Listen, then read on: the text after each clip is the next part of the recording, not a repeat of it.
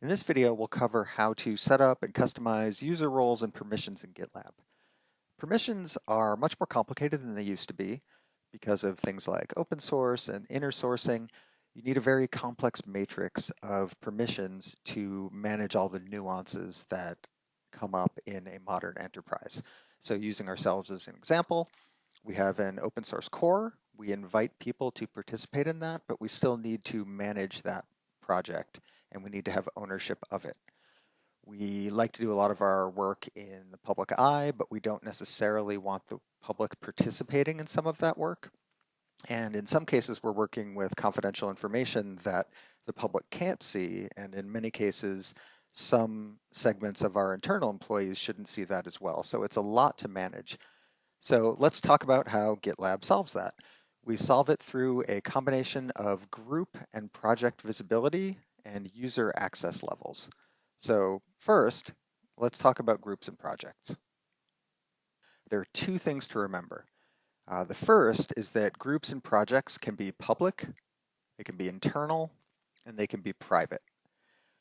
The second is that a subgroup or project can never be more public than its parents. So what I mean by that, here we have a subgroup that is a super secret subgroup, so it is marked private.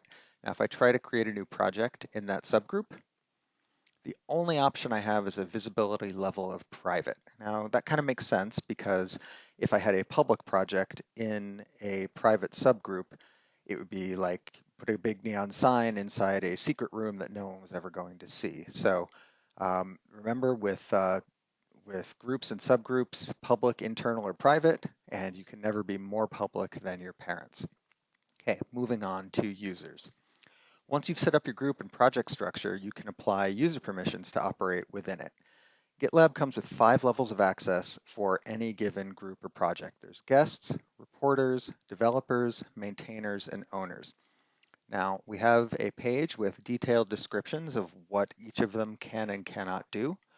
So I won't read all of that to you, but I'll hit the highlights here. So guests are exactly that. They are not active contributors in private projects, and on projects which they do have access, they can only comment or create issues. They also have view access to only high-level analytics, but nothing more detailed that actually gets down into the work items, the MRs and the CI/CD pipelines. Reporters are read-only contributors.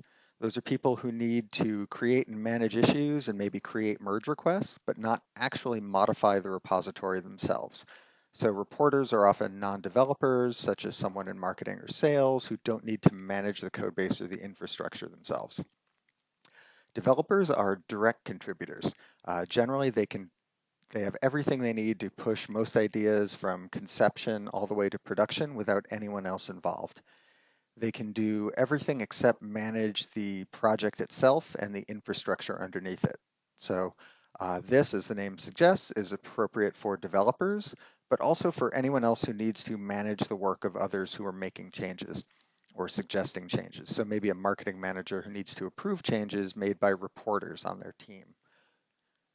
Most of your active engaged users are going to be either reporters or developers in most cases.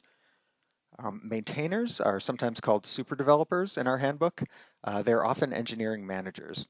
So in addition to everything a developer can do, they can manage the configuration of project infrastructure and manage the users of a project as well.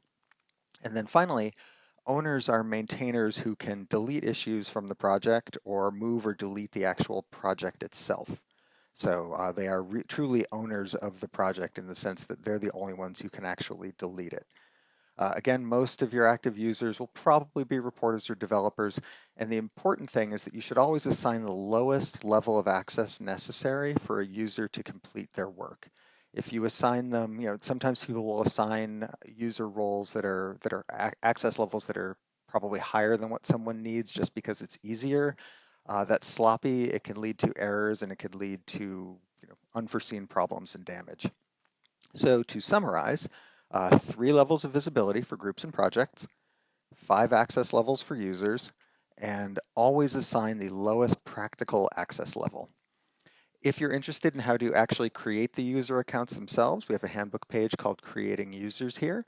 That covers the three ways to do so. There's the user signup, there's the admin area where you can create accounts for users, and then there's integrations through LDAP to directory servers to pull in your existing users from elsewhere. Thank you.